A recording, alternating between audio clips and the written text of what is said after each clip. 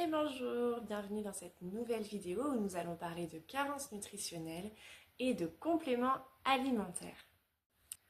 En fertilité, sur les réseaux sociaux, on te parle constamment de nutriments essentiels pour booster, optimiser ta fertilité.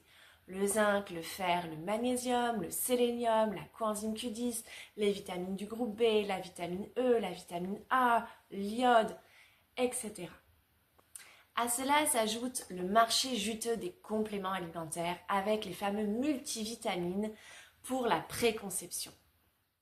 Et si je te disais que tu peux avoir tous les signes d'une carence et donc une fertilité qui n'est pas optimale, mais pour autant tes tests biologiques sont bons? Et si je te disais qu'avec les compléments alimentaires, tu peux vraiment gaspiller ton argent et faire aussi plus de mal que de bien? C'est ce qu'on va voir dans cette vidéo. Je m'appelle Claire Groisard, je suis naturopathe certifiée et spécialisée en préconception et fertilité. J'accompagne les femmes, les hommes, les couples dans leurs projets bébés. Mon rôle à moi, c'est de leur donner toutes les clés pour optimiser et booster leur fertilité afin d'avoir un petit bébé. Je leur permets de passer à l'action, de ne plus subir mais agir, de ne plus être spectatrice, spectateur, mais actrice, acteur. Et ça fait toute la différence. Pour que tu comprennes mes propos, il faut se replonger dans la digestion. Il faut voir ça comme un puzzle. Tu vas voir qu'il y a plusieurs pièces et si une pièce est manquante ou dysfonctionnelle, eh bien ton puzzle est incomplet et va entraîner des conséquences sur ta santé globale, sur ta fertilité. Et c'est vraiment en comprenant toutes ces étapes que tu vas voir qu'il y a plein de facteurs qui rentrent en compte et que c'est pas si simple que de prendre un complément alimentaire, de manger le bon aliment. Non, c'est beaucoup plus complexe. Alors, la première pièce du puzzle, c'est l'assimilation. Et souvent, on s'arrête ici. On ne prend pas en compte les autres pièces du puzzle qui sont tout aussi importantes. L'assimilation, c'est là où on va voir s'il y a carence ou non. L'assimilation, elle se passe dans l'intestin. Donc aujourd'hui, on sait, on parle beaucoup du microbiote intestinal, de la porosité intestinale. Effectivement, s'il y a une dysbiose du microbiote, s'il y a une hyperperméabilité intestinale, eh bien on sait que l'assimilation des nutriments n'est pas optimale et peut entraîner des carences. On oublie aussi souvent de dire que l'activité du foie, elle compte énormément dans cette assimilation, puisque avec la vésicule biliaire qui va libérer la bile dans l'intestin, eh bien cette bile va favoriser l'assimilation de certains nutriments. Une fois que les nutriments ont franchi les parois intestinales, ils sont, grâce à la circulation sanguine, apportés au foie, qui est notre station d'épuration, notre centre de tri.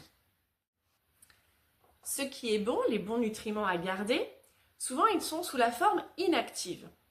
Donc le foie va devoir les synthétiser, les métaboliser pour pouvoir les remettre dans la circulation sanguine et que ces nutriments soient utilisables.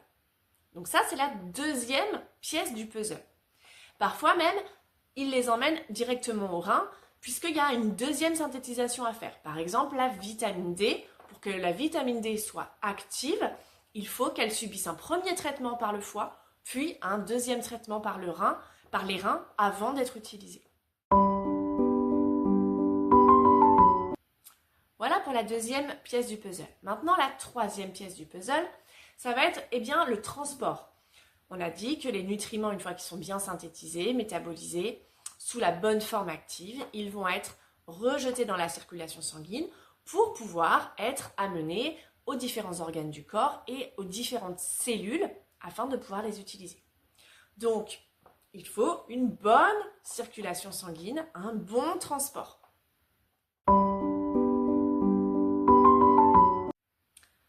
Ensuite, la quatrième et dernière pièce du puzzle, tout simplement, c'est l'utilisation par les cellules de ces nutriments. Une fois qu'ils ont été transportés au bon endroit, les cellules ont des récepteurs de ces nutriments qui vont venir capter et faire entrer dans la cellule pour ensuite pouvoir être utilisés. Voilà pour le puzzle complet du nutriment qui est ingéré jusqu'à son utilisation. Vous voyez déjà que c'est pas si simple. Alors, je pense que tu commences à comprendre là où je veux en venir avec les tests biologiques. soit on a un problème d'assimilation des nutriments par l'intestin et donc on a dans le taux sanguin une carence, soit on a un problème de foie qui n'a pas bien synthétisé, qui n'a pas bien métabolisé et donc du coup dans le taux sanguin, eh bien on a une carence. Ça va dépendre en fait de la forme du nutriment que l'on va tester. Alors la limite de ces bilans biologiques c'est quoi? Tout simplement, si c'est pas la forme active qui est testée, eh bien on peut passer à côté d'une carence, premièrement. Deuxièmement, eh bien les tests biologiques, ils mesurent ce qu'il y a dans le sang, donc au niveau du transport. Mais à aucun moment, ils nous donnent des indications sur est-ce que les cellules utilisent bien les nutriments qui sont dans le sang. Donc la dernière pièce du puzzle, elle n'est pas mesurable par les tests biologiques. Donc, on peut avoir, et c'est là où on va avoir tous les signes d'une carence, et pourtant sur notre bilan, on dit bah non, hein, il est bon, j'ai pas de carence. Ah oui, mais si en fait, ton corps est en carence, puisque c'est bien hein, d'avoir un bon taux de vitamine D dans le sang, mais si tes cellules, elles ne l'utilisent pas, ça ne sert pas à grand chose. Hein. Alors, pourquoi je dis qu'il faut faire très attention aux compléments alimentaires, que tu peux gaspiller ton argent et que tu peux faire plus de mal que de bien? Eh bien, tout simplement parce que si tu as un problème d'assimilation, donc la première pièce du puzzle, tout simplement, c'est comme si tu remplissais un pot percé. Tu vas prendre plein de gélules, ces gélules-là, elles vont finir juste aux toilettes parce que tu pourras pas, tu vas en assimiler très peu ou pas du tout, et tu peux même encrasser ton corps. Et les compléments alimentaires, si tu les prends de bonne qualité, ce que je ne peux que te conseiller, c'est quand même assez cher. Et selon les compléments, ça peut même monter assez haut. Deuxièmement, deuxième pièce du puzzle, si tu as un foie qui est fatigué, engorgé, qui n'arrive déjà pas à faire bien le tri. Alors tu vas me dire, oui, mais je prends des formes biodisponibles, les formes actives. Ok, super, alors tu vas bien les assimiler, mieux les assimiler, pour un peu que la première pièce du puzzle est bonne, mais derrière, ton foie, il va quand même devoir le traiter. Et s'il est déjà fatigué, tu vas remplir quelque chose qui est déjà en souffrance. Donc c'est pas forcément la bonne chose à faire. Et ensuite, si tu as une santé cellulaire qui n'est pas bonne, un transport, une mauvaise circulation qui n'est pas bonne, en fait, tes dernières pièces du puzzle vont t'empêcher d'utiliser ces bons nutriments que tu auras apportés par tes compléments alimentaires. Donc, encore une fois, c'est comme si tu remplissais un pot qui est percé. Ça ne sert à rien. Et quand je dis que les compléments alimentaires peuvent faire plus de mal que de bien, eh bien tu l'as compris, tu peux venir engorger ton foie, tu peux venir fatiguer ton organisme, l'encrasser davantage.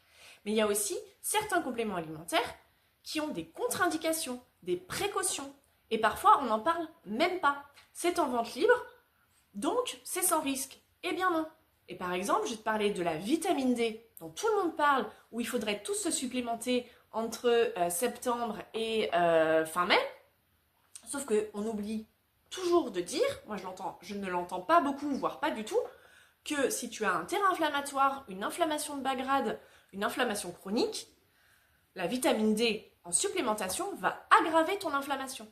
Il faut d'abord éteindre le feu et ensuite, éventuellement, te supplémenter en vitamine D si tu as besoin. Mais vraiment, la vitamine D peut aggraver ton état. Autre exemple, aujourd'hui on entend beaucoup parler du myo-inositol, surtout dans des cas de SMOP, anciennement SOPK. Le myo-inositol, il a un certain nombre de contre-indications. Il y a beaucoup de femmes qui essayent de tomber enceinte et qui, ça fait longtemps, et qui souffrent de dépression, qui ont des traitements d'antidépresseurs. Et le myo-inositol est contre-indiqué lorsqu'on prend un traitement antidépressif. Tout ce qui va être trouble psychiatrique, le myo-inositol pris en supplémentation peut aggraver l'état de la personne et être totalement contre-productif. Et il y a quasiment dans tous les compléments alimentaires, dans la supplémentation, il y a très très très souvent des précautions et des contre-indications à prendre. Donc vraiment, je t'invite à faire très très attention et à être conseillé par un professionnel formé à la micronutrition. Alors je te vois venir, tu vas me dire, alors les tests biologiques sont pas complets, et puis les compléments alimentaires, faut faire hyper attention. Mais du coup, comment je fais pour voir si j'ai une des pièces du puzzle qui dysfonctionne, ou plusieurs pièces? Et bien là, c'est mon job. Tout simplement, le corps parle de manière très très fine quand on sait l'écouter. Et tu vas avoir un certain nombre de symptômes qui vont me mettre la puce à l'oreille et qui vont me dire « Ah, cette pièce-là, va peut-être falloir travailler dessus. » Je vais te donner quelques exemples, hein, mais je ne vais pas te faire toute la liste des symptômes, bien sûr, mais je vais te donner 3-4 exemples à chaque fois. La première pièce du puzzle, on l'a dit, c'est l'assimilation avec les intestins. Eh bien, si tu as un problème d'assimilation, donc de microbiote, de porosité intestinale, tu vas te retrouver avec des problèmes de transit, constipation, diarrhée, des douleurs, des ballonnements, des gaz, etc. Pour la deuxième pièce du puzzle, donc le foie, eh bien, tu peux avoir un gros coup de pompe après le repas, grosse fatigue, des migraines après le repas, des lourdeurs, notamment quand tu manges certaines graisses, des protéines. Tu peux avoir aussi de l'irritabilité, de la colère, etc. Pour la troisième pièce du puzzle, le transport, eh bien, tu peux avoir de l'hypertension, de l'hypotension, des varices, des problèmes cardiaques, du cholestérol, etc. Et la quatrième pièce du puzzle, eh bien, c'est la santé cellulaire et notamment l'énergie cellulaire avec ce qu'on appelle les mitochondries, qui sont les petites centrales électriques dans la plupart de tes cellules de ton corps et qui sont notamment indispensables dans les cellules de la reproduction. Et bien là, tu vas avoir une fatigue chronique, persistante, beaucoup de problèmes de récupération, que ce soit au niveau mental, au niveau physique après un effort, brouillard mental, fatigue mentale, problème de concentration, d'attention, etc. Et bien voilà pour cette vidéo, j'espère qu'elle aura pu t'éclairer sur les carences nutritionnelles et bien comprendre qu'en naturopathie, on ne s'occupe pas d'une carence isolée, en tout cas c'est pas ma façon de travailler, mais bien de l'ensemble de ton organisme et de comment ça fonctionne avec toutes les pièces du puzzle qui doivent être fonctionnelles. Et bien, je pense que tu auras aussi compris la limite des compléments alimentaires et notamment des multivitamines. Ça peut convenir à certaines personnes, mais certainement pas à tout le monde. Et en travaillant sur les pièces du puzzle qui dysfonctionnent, on peut régler un certain nombre de carences. Tout en se servant de la micronutrition pour pouvoir travailler sur ces pièces du puzzle. Mais tu as bien compris que c'est de manière très ciblée, de manière très fine et pas n'importe comment. Si tu as des questions, n'hésite pas à me les poser en commentaire et je te dis à très vite pour une prochaine vidéo.